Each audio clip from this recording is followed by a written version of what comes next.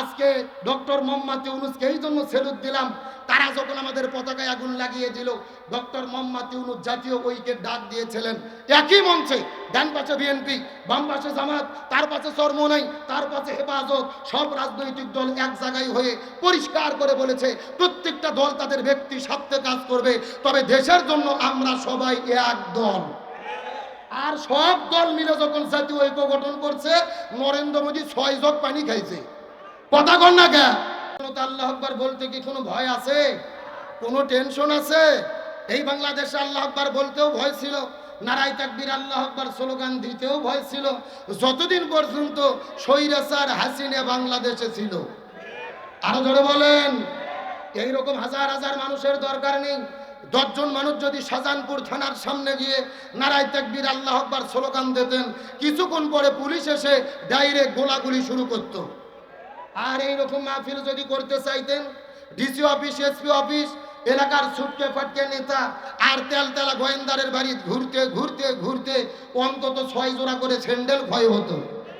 তারপরও দেখা যেত এক নেতার নাম পোস্টারে দিলে আর এক নেতার মন খারাপ, আর এক নেতার নাম পোস্টারে দিলে আর এক নেতার মন খারাপ, যুবলীগের নেতার নাম পোস্টারে দিলে স্বেচ্ছাসেবক লীগের নেতার নাম খারাপ, আবার স্বেচ্ছাসেবক লীগের নেতার নাম পোস্টারে দিলে আসল আওয়ামী লীগের মাথা খারাপ। ওদের নিজেদের মধ্যে কুকুরের মতো কামড়া কামড়ির কারণে হাজারো কোরআনের মাহফিল বাংলাদেশে বন্ধ হয়েছে। যে আল্লাহ তাআলা নতুন স্বাধীন একটি দেশ আমাদেরকে দান করলেন, আমরা খুশি না বেজার? চিৎকার করে বলেন তো দিক আল্লাহু আকবার। ওই স্বৈরাচার ভারত থেকে বাংলাদেশে এসেছিলেন মূলত বাংলাদেশ থেকে ইসলাম এবং মুসলমানদেরকে শেষ করে দেওয়ার জন্য। তার ধারাবাহিকতায় গত 16 বছর আমরা দেখেছি বাংলাদেশের শিক্ষা ব্যবস্থার মধ্য থেকে কোরআন হাদিসের শিক্ষাকে কেটে দিয়ে তারা ঢুকে দিয়েছিল বান্দরের শিক্ষা। হাজার হাজার আলেমদেরকে জেলের মধ্যে বন্দী করেছে, দাড়ি টুপিওয়ালাদেরকে গ্রেপ্তার করে জঙ্গিবাদের নাটক করেছে, হাজারো নিরপরাধ মানুষকে আয়না ঘরে বন্দী রেখে জুলুম নির্যাতন করেছে। এমনকি যখন তাদের ক্ষমতার চেয়ে নড়বড়ে হয়ে গেল, ভারতের ইশারায় চিন্তা করে দেখেছিল এই বাংলাদেশে সবচাইতে শক্তিশালী ইসলামী দল হলেন বাংলাদেশ জামাত ইসলামী। এই জন্য তারা 1 তারিখে জামাত ইসলামকে নিষিদ্ধ করলো, আর 5 তারিখে ছিঁড়ে জুতো ছিঁড়ে শাড়ি পরে মামু বাড়ি দিল্লি পালাতে বাধ্য হলো। চিৎকার করে বলেন এগুলো কার খেলা? আর জোরে বলেন কার ফয়সালা? আল্লাহ তাআলা বলেন ওমাকারু ওয়ামাকার আল্লাহ আল্লাহু খায়রুল মাকিরিন। তারা ষড়যন্ত্র করে, আল্লাহ কৌশল অবলম্বন করে, কার কৌশল বিজয়ী হয়? আল্লাহ বলছেন ইয়াকিদুনা কায়দা ওয়াকিদু কায়দা। তারাও কিছু কায়দা কৌশল করে, আল্লাহরও কিছু কায়দা কৌশল। স্বৈরাচার ভারতে যাওয়ার পরে কি ষড়যন্ত্র বন্ধ হয়েছে?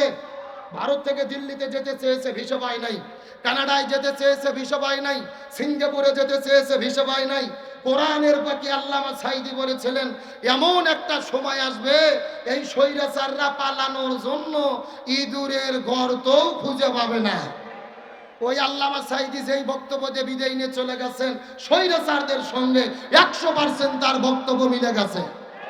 কিন্তু পালিয়ে গেলে কি হবে? ষড়যন্ত্র বন্ধ হয়নি।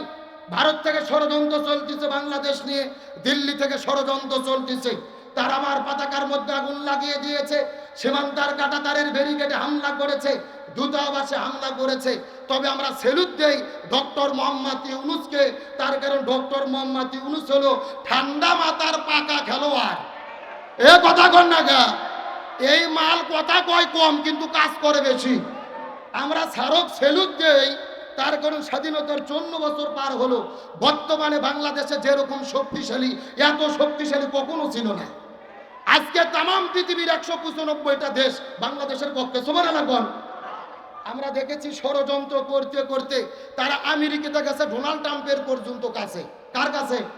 ডোনাল্ড ট্রাম্পের কাছে যাওয়ার পরে ভারতের এক সাংবাদিক জিজ্ঞেস করতেছে, স্যার আপনি বাংলাদেশ সম্পর্কে কিছু বলেন।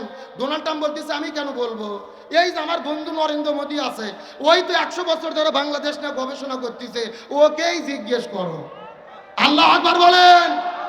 তার মানে ডোনাল্ড ট্রাম্প তাদের পাতানো ফাঁদে পা দেয়নি, নরেন্দ্র মোদী সারেন্ডার করতে বাধ্য হয়েছে। আজকে ডক্টর মোহাম্মদ ইউনূসকে এই জন্য সেলুট দিলাম, তারা যখন আমাদের পতাকায় আগুন লাগিয়ে দিল, ডক্টর মোহাম্মদ ইউনূস জাতীয় ঐক্যের ডাক দিয়েছিলেন। একই মঞ্চে ডান পাশে বিএনপি, বাম পাশে জামাত, তার পাশে চরমোনাই, তার পাশে হেফাজত, সব রাজনৈতিক দল এক জায়গায় হয়ে পরিষ্কার করে বলেছে প্রত্যেকটা দল তাদের ব্যক্তি স্বার্থে কাজ করবে, তবে দেশের জন্য আমরা সবাই এক দল। আর সব দল মিলে যখন জাতীয় ঐক্য গঠন করছে, নরেন্দ্র মোদী 6 জগ পানি খাইছে। কথা কন না কে? ওরা বলেছিল বাংলাদেশে পিএস দেব না, আলু দেব না, বাংলাদেশের মানুষকে না খাওয়াইয়া মারবো। চিৎকার করে বলেন রিজিকের মালিক কে? তারা যখন বলেছে বাংলাদেশে পিএস আর আলু দেব না, আমরা তখন বলেছিলাম আমরা ভারতের পিএস আর আলু আমরা খাবো না। এ কথা কন না কে? আমরা 15 দিন ভারতের পিএস আলু টাকা দিয়ে কিনিনি, এখন ভারতের পিএস হলো 1.5 টাকা কেজি, আলু হলো 2 টাকা কেজি। আলু পিএস পচে গন্ধ উঠতেছে, ভারতের কৃষকেরা রাস্তার মধ্যে ফেলে দিয়ে নরেন্দ্র মোদীর বিরুদ্ধে আন্দোলন করতেছে। তার মানে আমাদের দেশে একটা কথা আছে ভাই, অন্যের জন্য গর্ত খুললে সেই গর্তে নিজেকেই। সুতরাং আজকের প্রোগ্রাম থেকে পরিষ্কার করে বলি, আমাদের প্রিয় ভাই আবু সাইদ রংপুরের চত্বরে দাঁড়িয়ে বন্দুকের কাছে বুকের বোতাম খুলে দিয়ে চিৎকার করে বলেছিলেন আমার মনে দারুণ ঝড়, বুক পেতেছি গুলি কর। এক একে 4টা গুলি বুকের মধ্যে নিয়ে শাহাদাত বরণ করে বিদায় নিয়েছেন। মুগ্ধ ভাই পানি বিতরণ করতে গেছে, গুলি করে শহীদ করেছেন। 1800 ছাত্র জনতাকে গণহত্যা করে তারা বিদায় করে দিয়েছেন। 18 কোটি জনগণ রাজপথে নেমেছিল, স্বৈরাচার পালাতে বাধ্য হয়েছে। প্রয়োজনে বাংলাদেশের 18 কোটি জনগণ আবার হাতে হাত রেখে মাথায় কাপড়ের কাপড় বেঁধে শপথ গ্রহণ করব। 18 কোটি জনগণ প্রয়োজনে ভারতের সীমান্তার তার কাটার ব্যারিকেডে দৌড়ে গিয়ে বুকের বোতাম খুলে দিয়ে ভারতের সেনাবাহিনীর বন্দুকের কাছে বুক পেতে দেব। তারপরে দেশের স্বাধীনতা সার্বভৌমত্ব 1 ইঞ্চি মাটি নিয়ে ওই ভারতের দাদাবাবুদেরকে আমরা সিনেমিনি খেলতে দেব না, দেব না, দেব না। তারা কারা যে দুটি হাত আল্লাহকে তুলে দেখান।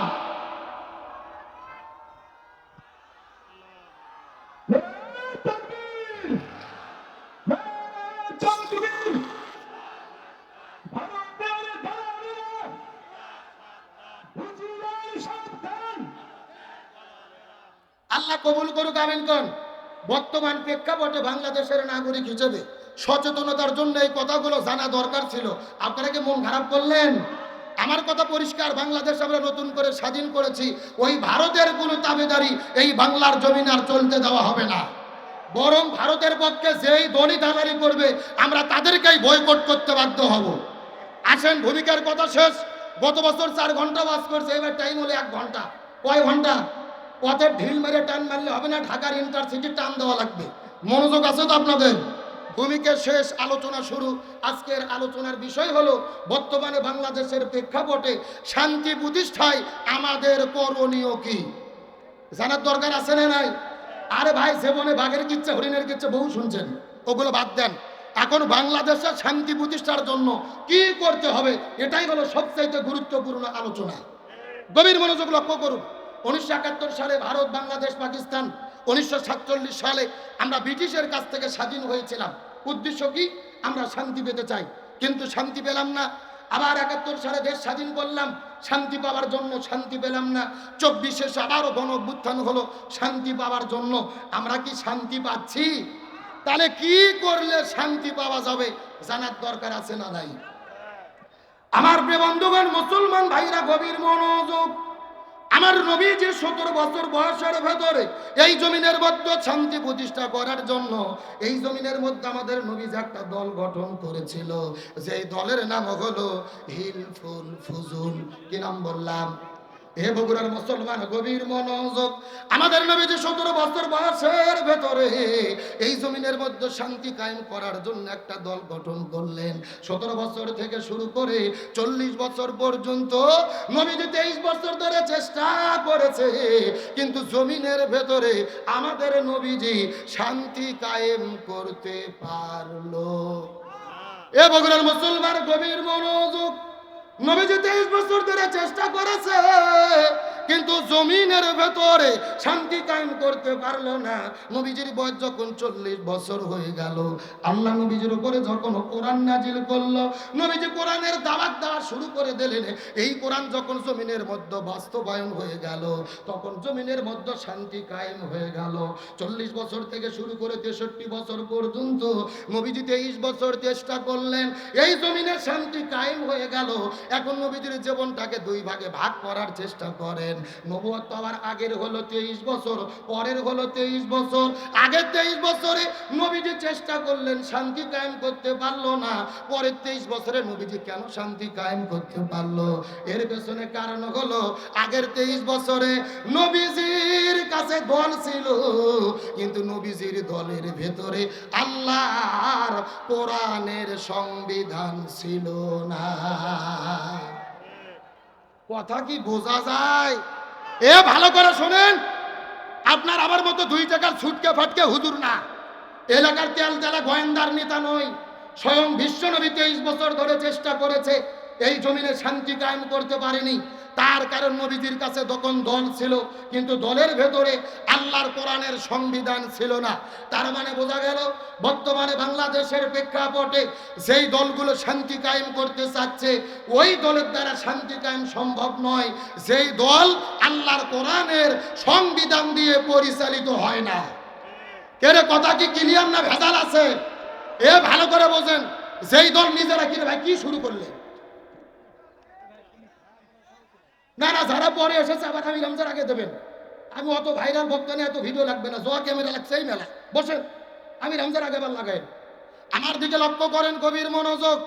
তার মানে বোঝা গেল, যেই দল কোরআন দিয়ে চলে না, ওই দল শান্তি কায়েম করতে পারবে কে ভাই? ওদের নিজেদের মধ্যে তো মারামারি করে গুটোগুটি করে কুপোকা কথা কন্যাকা নেতা বক্তব্য দিচ্ছে, কোরআনের সাথে রাজনীতির কোনো সম্পর্ক নাই। নাউজুবিল্লাহ বল। আর এক নেতা বক্তব্য দিয়েছে গত 2 দিন আগে, যে কোরআনের কোন জায়গার ভেতরে ধর্মীয় রাজনীতির কথা লেখা নাই, কোরআনের কোন জায়গার ভেতরে রাষ্ট্রীয়ভাবে রাজনীতির কথা লেখা নাই। নাউজুবিল্লাহ বলবেন না? কতটুকু আহম্মক, কতটুকু জাহেল, কতটুকু মূর্খ, কেরে পাগল, পুরো কোরআনইতে হলো রাজনীতির কিতাব। কথা কর না গা। কেরে আমাদের নবী কি রাষ্ট্রপতি ছিল না? জোরে বলেন ছিল না? নবীকে মদিনা নামক রাষ্ট্র 10 বছর কোরআন দিয়ে পরিচালনা করেনি।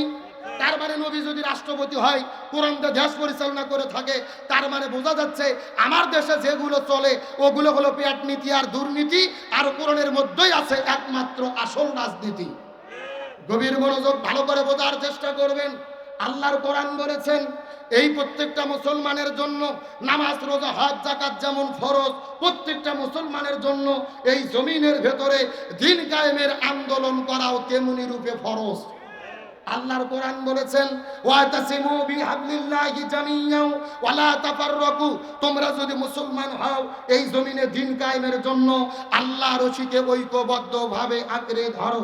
আল্লাহর কোরআন বলেছেন, ওয়ালতাকুম মিনকুম উম্মাতুন ইয়াদউনা ইলাল খায়র ইয়ামুরুনা বিল মারুফ ওয়া ইয়ানহাউনা আনিল মুনকার, তোমাদের মধ্যে অবশ্যই একটা দল থাকতে হবে যারা ভালো কাজের আদেশ করবে, অন্যায় কাজে বাধা দেবে। আল্লাহর কোরআন বলেছেন, আল্লাযীনা ইম্মাক্কান্নাহুম ফিল আরদি আকামুস সালাহ ওয়া আতাউজ যাকাত ওয়া আমারু বিল মারুফ ওয়া নাহাউ আনিল মুনকার। কোন মুসলমান দল যদি ক্ষমতায় যায়, 4টা কর্মসূচি বাস্তবায়ন করবে। 1 নম্বর নামাজ বাধ্যতামূলক করবে, 2 নম্বর যাকাত ভিত্তিক অর্থনীতি কায়েম করবে, 3 নম্বর ভালো কাজ চালু করবে, 4 নম্বর মন্দ কাজ বন্ধ করবে। ক্ষমতায় যাবার পরে এই 4 কর্মসূচি বাস্তবায়নের জন্য যারা ঘোষণা দেবে, ইমানদার মুসলমান হিসেবে তাদের পক্ষেই আমাদের থাকতে হবে। বক্তব্যকে আব্দুল সালাম যুক্তিবাদী না আল্লাহর? সূরা হজ আয়াত নম্বর 41। জোরে বলেন 45। তাহলে চিৎকার করে বলেন, দল যদি করাই লাগে কিসের দল করব? রাজনীতি যদি করাই লাগে কিসের রাজনীতি করব? হে বগুড়ার মুসলমান, গভীর মনোযোগ। আল্লাহর কোরআন বলেছেন, ওয়ামাইয়াবতাগি গায়রাল ইসলামি দীনান ফালা ইউকবালা মিনহু ওয়া হুয়া ফিল আখিরাতি মিনাল খাসিরিন। কোরআন বাদ যদি কেউ ব্যবসা করে, এই ব্যবসা আল্লাহর দরবারে কবুল হবে না। কোরআন বাদ যদি কেউ বিয়ে করে, এই বিয়ে আল্লাহর দরবারে কবুল হবে না। কোরআন বাদ যদি কেউ রাজনীতি করে, ওই রাজনীতিও আল্লাহর দরবারে কবুল হবে না। কথা কি ক্লিয়ার না ভেজাল আছে? তাহলে চিৎকার করে বলেন শান্তির জন্য কি লাগবে? আরো জোরে বলেন।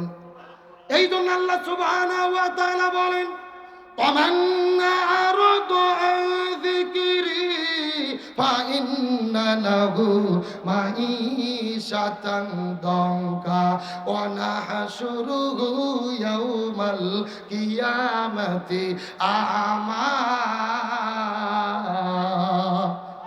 আরো জোরে বলেন তো দেখি, আল্লাহু আকবার। সূরা তো 18 নম্বর পারা 19 নম্বর 20 13 নম্বর লাইন 124 নম্বর আয়াতে কারিমা তাফসীর ইবনে কাসিরের মধ্য থেকে বলতেছি, আল্লাহ তাআলা ডাকতে বলে পৃথিবীর মানুষেরা গভীর মনোযোগ, ব্যক্তি পরিবার সমাজ রাষ্ট্র রান্নাঘর থেকে শুরু করে সংসদ ভবন পর্যন্ত কোরআন বাদ দিয়ে যদি কেউ জীবন পরিচালনা করে, আমি আল্লাহ তাদের জীবনের মধ্যে কোনো শান্তি রাখবো না, বরং মাইশাতাং দঙ্কা, তাদের জীবনটা অশান্তিতে ভরে দেব।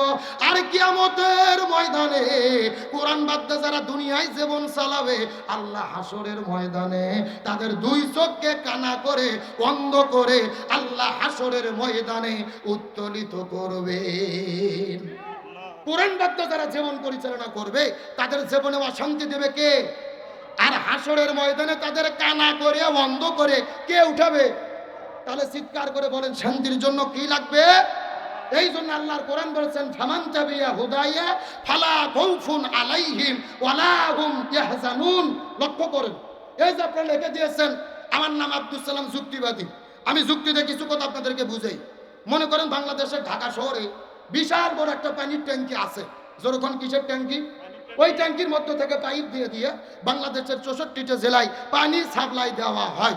এখন একটা পাইপ আস্তে আস্তে আস্তে আস্তে আপনাদের বগুড়া শাহজাহানপুরেও এসেছে। কিন্তু ঢাকাতে যে পানির ট্যাঙ্কি আছে, ওই ট্যাঙ্কির ভেতরে একটা মরা বিড়াল মরিয়ে পৌঁছে গন্ধ উঠে আছে। আমার কথা বোঝা যায়? এখন বলেন তো, তাহলে শাহজাহানপুর পাইপ দিয়ে যেই পানি বের হচ্ছে, ওই পানি ভালো না গন্ধ? আমার কথা কি বোঝেননি? সবাই বলেন তো, ভালো না গন্ধ? এখন গন্ধওয়ালা পানি শাহজাহানপুরে বের হওয়ার পরে বগুড়া জেলাতে যত হুজুর আছে, ইমাম, মুয়াজ্জিন, খতিব, মুফতি, মুহাদ্দিস, ফকি, সব আলেমদেরকে ডেকে বলা হয়েছে, এই হুজুরের গোষ্ঠীরা এই যে গন্ধওয়ালা পানি বের হচ্ছে, তোমরা ফু দিয়ে দিয়ে পরিষ্কার করো। হবে? কতক্ষণ হবে? আচ্ছা, বগুড়া জেলার হুজুর তো দূরের কথা, কাবা শরীফের ইমামও যদি এসে পানি ফু মারে, পানি পরিষ্কার হবে? আচ্ছা বলেন তো, পানি পরিষ্কার করতে গেলে কি পরিষ্কার করা লাগবে? ও ও ও ও ওই ঢাকা শহরের ট্যাঙ্কি পরিষ্কার করা লাগবে। এটা কি বুঝতে পেরেছেন? এবার আসল ওয়াজ শোনেন, আসল ওয়াজ। এই বাংলাদেশের শান্তি প্রতিষ্ঠার একটা ট্যাঙ্কি আছে, যার নাম হলো সংসদ ভবন। আরো ধরে বলেন। আর সংসদের ভেতর থেকে বাবার আইন, দাদার আইন, চাচার আইন, খালুর আইন, ফুকর আইন, কার্ল মার্ক্সের আইন, লেনিনের আইন, পুতিনের আইন, সক্রেটিসের আইন, প্লেটোর আইন, ধর্মনিরপেক্ষতাবাদ, জাতীয়তাবাদ, সোশ্যালিজম, ক্যাপিটালিজম, ভারতের আইন, ব্রিটিশের আইন, মানব রচিত তন্ত্র মন্ত্রকে জুতো এবং ঝাঁটাপিটা করে যতদিন পর্যন্ত কোরআন সংসদের মধ্যে ঢুকাইয়া কোরআন দিয়ে বাংলাদেশ পরিচালিত না হবে, ততদিন পর্যন্ত এই জমিনের ভেতরে শান্তি আসতে পারে না, পারে না, পারে না। সুতরাং বাংলাদেশে শান্তি কায়েমের জন্য এই কোরআন দিয়ে বাংলাদেশ চলুক, এটাকে আপনারা চান? কারা কারা চান? দুটি হাত আল্লাহকে তুলে দেখান।